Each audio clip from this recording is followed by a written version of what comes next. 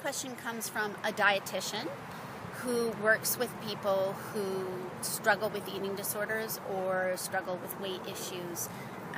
And she says, what would you say to me as a dietitian that would better enable me to support clients who see their value through the lens of what they eat or don't eat and how much they weigh?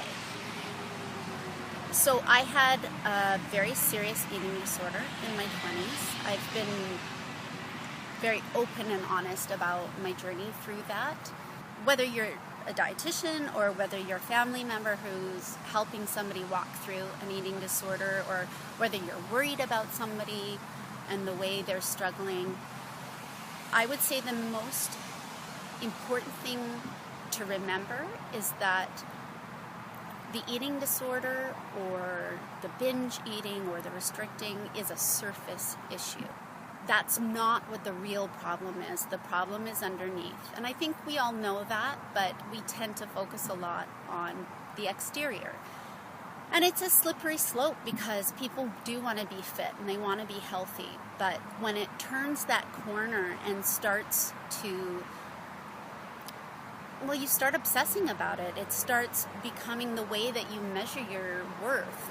My counselor, when I was going through, she said something that really astounded me, and actually as someone who is suffering, really helped me even understand a little bit more of what I was going through. And that was, she looked at me and she said, Lalainia, your eating disorder was your solution, not a good one, but it was my attempt at a solution. The fact was up until that point, I had never really looked at it that way. And she was so right. I felt very out of control. I felt down. I didn't know at the time that I really did struggle with depression. So I was trying to grab a hold of anything and whatever I could. Restricting and exercise for me, focusing on the exterior, was my way to kind of boost my mood. I kind of wanted to focus on the eating myself and say, well, if I fix the eating, that'll fix my problem. But that wasn't the case. That wasn't the main struggle.